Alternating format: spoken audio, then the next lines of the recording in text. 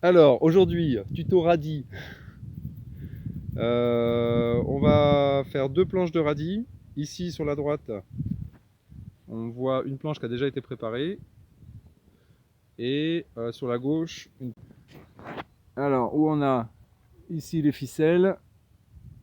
Et voilà, là on avait juste, c'était un coin qu'on avait bâché l'année dernière où il y avait du, donc toujours pour l'occultation du chien dent. Donc là on a juste commencé à enlever la bâche.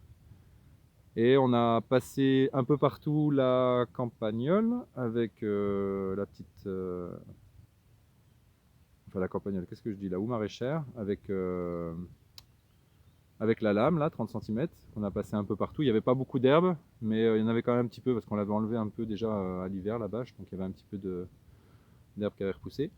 Donc on va vous montrer, on est plusieurs aujourd'hui, la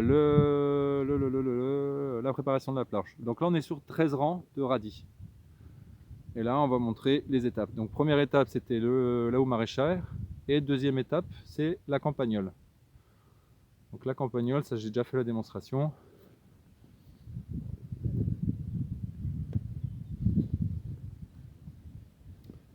Elle est ici. Regardez sur internet si vous cherchez comment ça marche. Voilà, elle est là. Et on va passer la campagnole. Donc là, c'est la petite. Donc, on va la passer en deux fois, un aller et un retour. Moi, je te filme toi. Non. Moi, je le fais pas bien. Ah, si, tu le fais bien. Si, tu fais bien. Regardez. Voici quelqu'un qui fait de la campagnole pour la première fois de sa vie. Et déjà, il le fait déjà très bien. Il a donné 3 coups. Et voilà. Donc après, on a un peu encore un peu, bon, moi j'ai de la terre très légère, hein, c'est du sable limoneux, donc après c'est des mottes qui se défont bien. Mais voilà, donc là, coup de campagnole, donc aller-retour, cette année on a une campagnole 80 cm, donc, mais là on l'utilise pas pour le radis parce qu'on veut que les bords soient bien travaillés. Donc on l'utilisera pour quand on a des planches style épinard et tout, on montrera. Mais là on utilise la petite, donc avec un aller-retour. C'est mieux dans l'autre sens. Donc là, ça c'est après passage de la campagnole, donc un aller-retour. Donc là on va y mettre un coup de râteau. On va taper avec le râteau pour faire un lit plus propre. Donc voilà un petit coup de râteau passé sur la planche. Et maintenant on a une planche qui est parfaite pour utiliser maintenant le râteau traceur qui est ici. Donc avec 4 dents. Donc on fait un aller-retour en prenant la dent centrale, ça j'ai déjà expliqué dans une autre vidéo, et donc ça fait 7 rangs. Et après entre ces 7 rangs, on va passer, alors là pour le coup avec, on se fait un petit peu chier, avec un petit bâton parce que ça permet d'être plus fin au niveau du tracé, que ça ne recouvre pas le rang d'à côté. Et pour arriver donc en interrang, donc 7 rangs plus les interrangs, ça fait 13 rangs. On arrive à faire 13 rangs de radis sur les planches de 80 cm. On vous montre ça, bon, on l'a montré la vidéo d'avant, on va montre ça dans une minute. Voilà, on y est donc avec le râteau traceur qui est ici et puis ici, je le montre. Et puis après, en utilisant un peu un petit bâton pour tracer entre les dents du râteau traceur, on arrive à 13 rangs, on en a même une 14e rang là. Donc voilà, après on sème le radis, donc la variété qu'on utilise aujourd'hui, c'est celle qu'on utilise le plus, c'est Rax, qui marche très bien. Et là je fais un petit essai avec Sora de chez Sativa aussi, mais sinon Rax de SM Bio, j'ai toujours eu aucun problème au printemps. J'en ai essayé pas mal pourtant, donc voilà, radis rond rouge.